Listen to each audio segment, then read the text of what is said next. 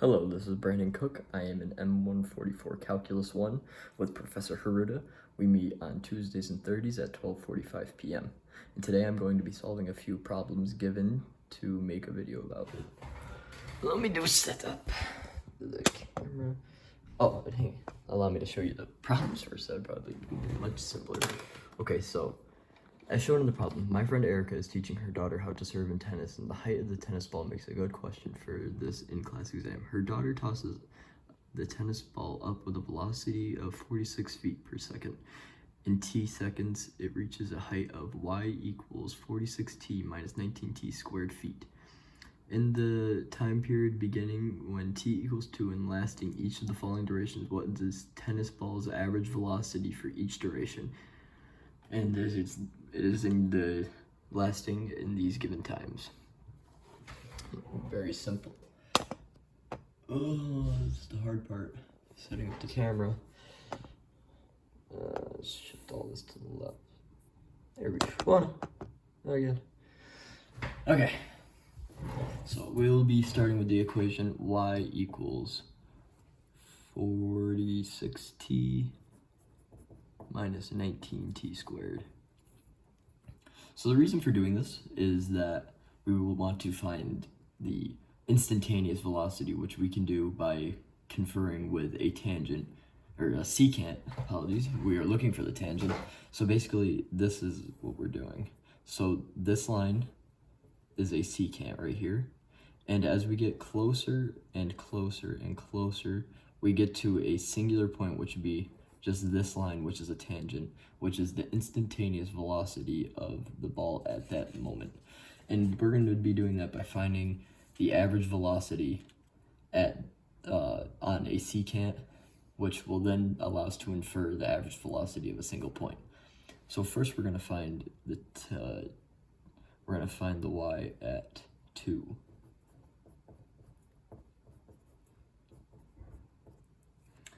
Okay, so that will be y equals 92 minus 76.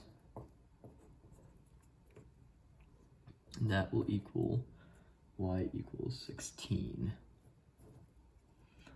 Okay, next we're going to do y equals 46 times 2.001, or 2.01, apologies, that is a later problem.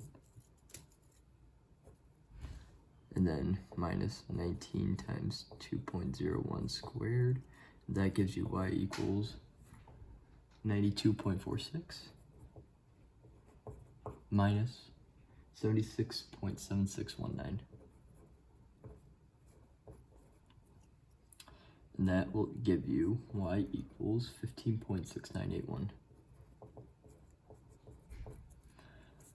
Okay, next is y equals 46 times 2.005 minus 19 times 2.005 squared, which gives you y equals 92.23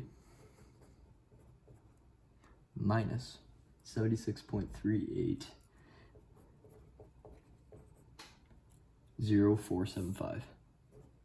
You can round to the third decimal place, but I prefer to write out the entire number given by my calculator just to make it a little bit more accurate to the actual answer. Okay, so next is y equals 46 times 2.002 minus 19 times 2.002 squared, which is y equals 92.092, or 92.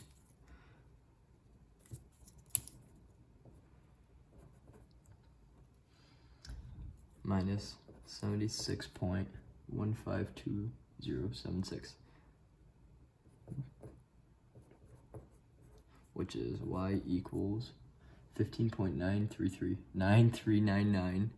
Sorry about that. 4. And then you have, last but not least, you have y equals 46 times 2.001 minus 19 times 2.001 squared, which gives you y equals 92.046 minus 76.076 019. And that is y equals 15.96 9981.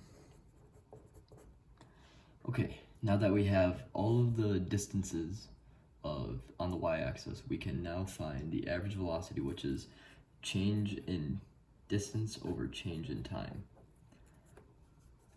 which it would be, so it would be distance 2 minus distance 1 over time 2 minus time 1.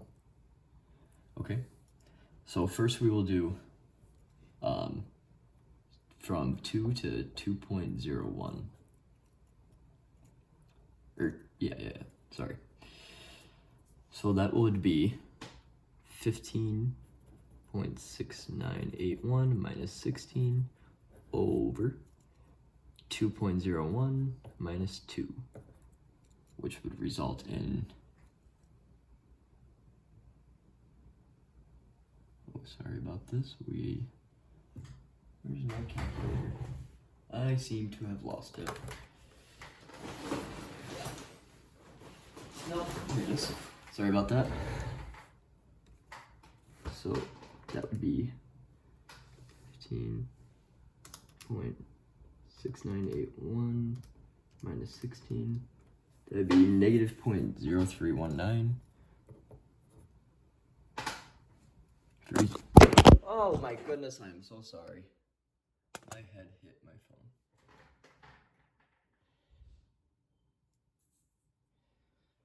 Okay, so it'd be negative. Sorry about that again. It's 3019 over 0.01, which would equal negative 30.19. And then next we would do 2 to 2.005, which would be 16, or sorry about that, it'd be 15.849525.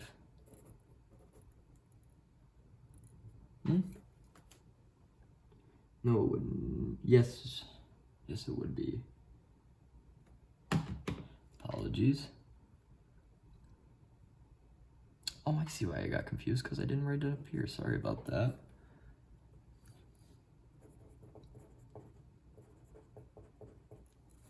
Sorry, I'm going a little too fast for my own good here, I guess. 9525 minus 16 over 2.005 minus 2. And the reason that these velocities are negative is because these are past the peak point of the ball itself that's been thrown into the air. They are on their downwards trajectory right now. So that would be negative 15.150475 over 0.005, which equals negative 30.095.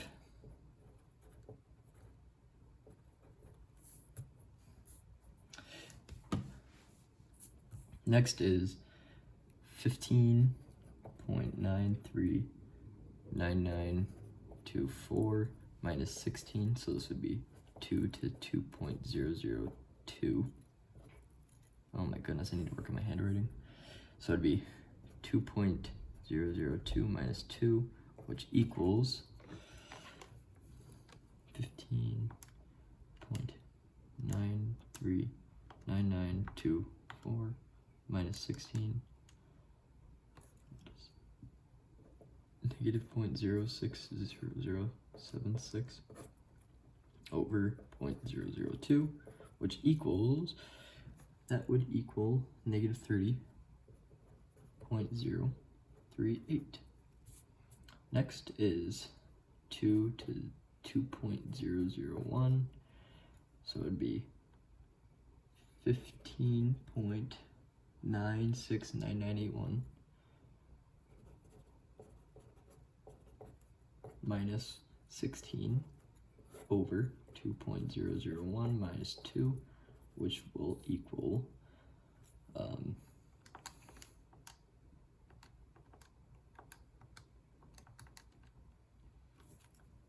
negative 0.030019 over 0.001, which equals, write that down here, negative 30.019.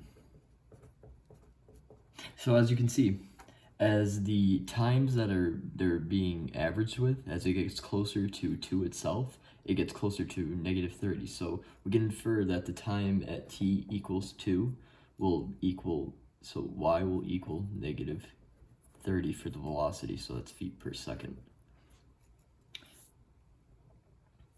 All right, next is part B. So question B is asking for us to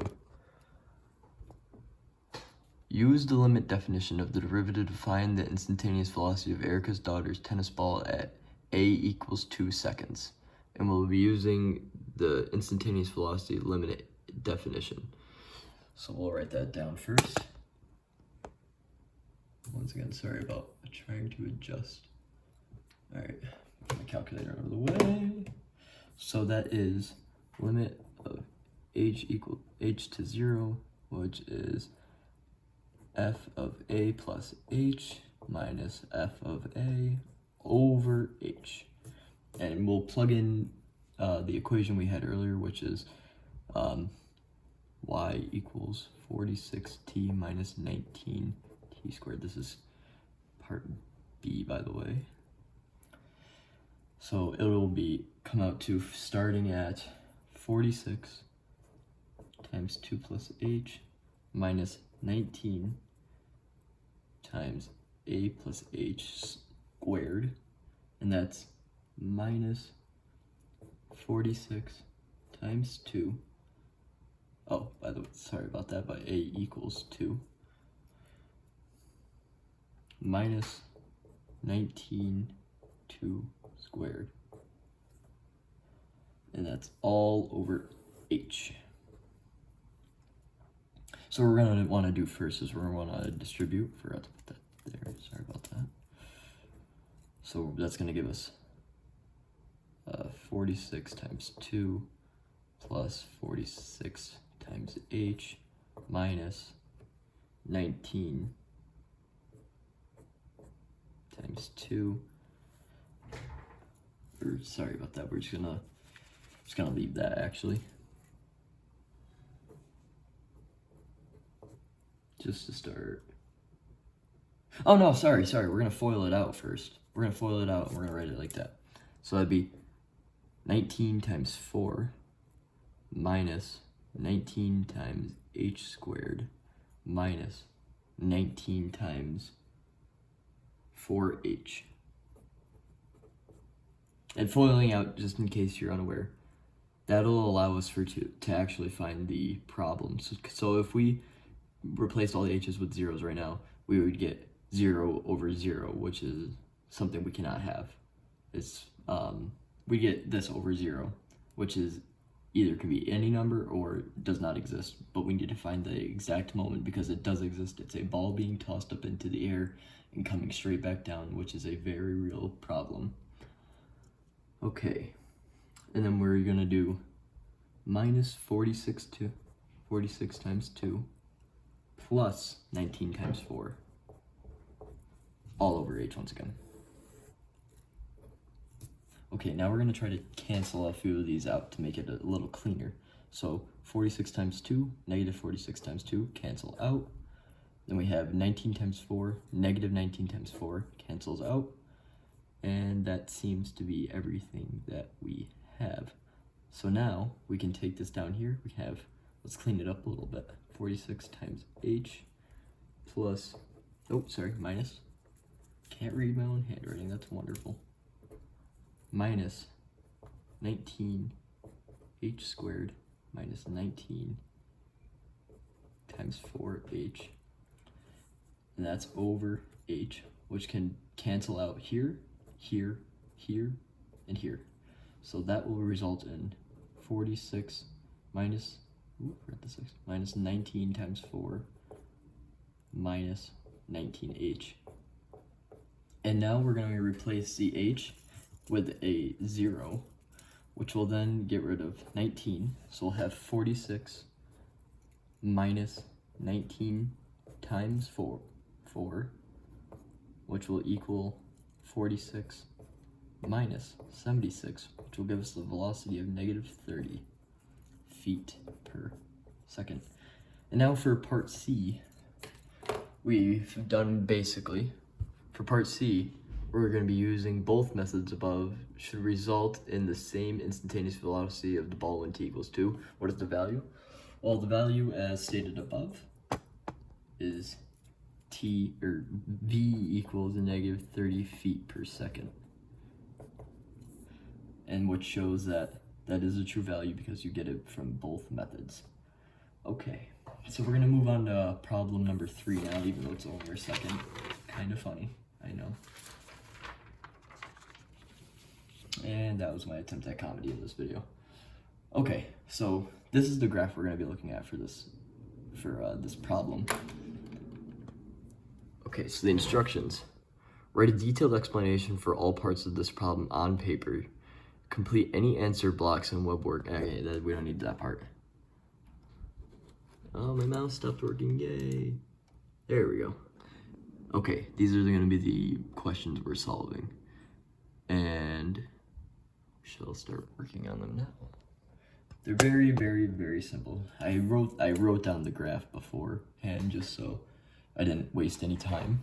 So part A would like us to find the limit as x approaches 1 from both sides, which would be, we're gonna look at the graph, so that would be at x equals 1, that would be, so from the left side, the limit would be 2, and as you approach from the right side, the limit would also be 2. So that's f of x equals 2 as x approaches from 1. You're not looking for the point to be filled in or anything, you're just looking for, as it approaches from either side, for it to be the same. However, if it is now asking, is f of x continuous at 1, at x equals 1? And you're going to say, no, it is not continuous at x equals 1 because there is a hole in the graph which is represented by a hollow circle, and that it is a hollow circle because it is a displaced point, as in that its actual value is different from what the continuous value, or not continuous, what the limit value is. So that is the telling factor of this point. Okay, that was part B, by the way. Yeah, let's move down a little bit so we get a little more room. So what we're going to be doing, I just checked to make sure I'm aligned and you can see. I think my phone's sliding. Okay, so we're part C right now. And that is limit of f of x as x approaches 2. And then we're going to look over at 2. We're going to see that as we approach from the left side, the value of as x approaches 2 is going to be 1. Okay, so then we're going to look at as it approaches from the right side, and we're going to see that as it approaches x equals 2, which is right here. Oh my goodness. That the value is 2. So seeing as the values do not equal each other, that is going to be that the values do not exist, or DNE. And seeing that the values do not exist, the next question, which is part D, is f of x continuous at x equals 2? We're going to say no again. The reason for that is that there's a jump. And as there's a jump, the graph, you cannot take, the telling factor for this is that you're going to have to take your hand off the page in order to draw the graph, which is telling you that no, it is not continuous. It is known as a jump in the graph. So I'll write that down here. Oh, Here, let me write this one down first. Sorry about that. So this one, no, because the actual y value of the point is removed from the line on the graph. Apologies about that. So I'll re-explain this one. So basically, what it is, it's that the 2 points do not agree with each other when you're approaching that specific point. The point is filled in down here. However, it's not filled in up here either. But because the two values, as they converge on each other, are not the same, as you draw the graph, you're gonna have to take your hand off, which is telling you that it is not continuous. That is a jump in the graph. So, because the two limit values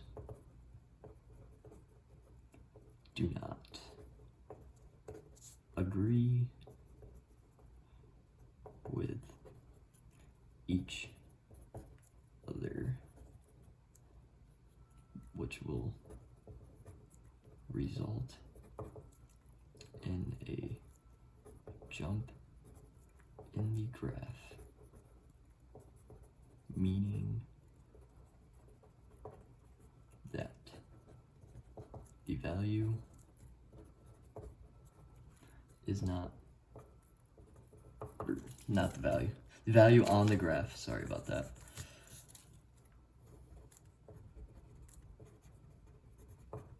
is not continuous.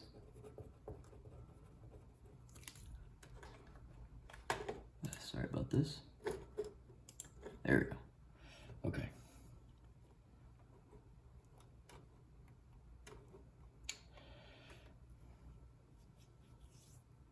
Okay, so we're gonna move on to part E, which is as the limit f of x as it approaches the x point. Oh my goodness, my notes are out of whack. What happened? X to 3. What does it equal? So this is 0.3 right here. Hang on, let me just check to make sure. Oh, I'm tilted. Oh, my phone's gonna fall again. Sorry, it's not a very stable surface I put it on. Okay.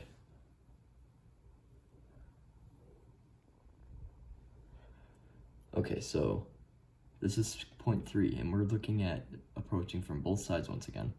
So as we approach from this side, the value would be 3, and as we approach from this side, the value over here, although there is a hole in the graph, it is still 3. So as the limit approaches from each side, the value of the graph at point x equals 3 as the limit approaches is 3.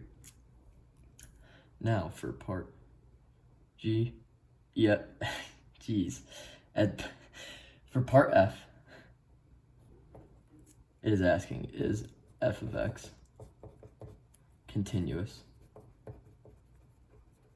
at x equals 3? We're going to also say no again, as there is simply just put a hole in the graph, which means that this point on the x-axis and y-axis just is not, it's not there. The point itself is not there. You can make the inferration, you can infer of what that point would be, but it is not there.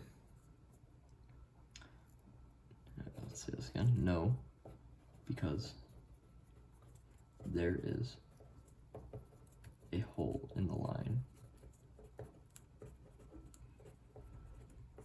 on the graph, meaning that specific point does not exist. Period.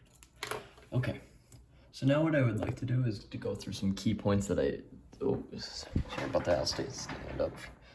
So I'd like to go over some key points on both of the questions. So let's start with problem 1. So key points about this that I may have not have mentioned is why tangent lines are important. So basically they are very important because they can, so like physics, first of all, if you're engineering, you have to find, you're given the, so like for example, for this one, you're given the position equation. You can take the derivative of this, which you may not be using this specific method. You may just take the simple derivative, which would be 46 minus 38t, which would then give you the velocity. And if you take the derivative of that, you would be able to find the acceleration. So that's what those are really used for. And then for this one, this was just to show continuity of a graph and different, so continuity would be that you don't really need to, the very informal definition would be that you don't need to pick up your hand as you're making the graph, but the formal one is to show that the line on the graph is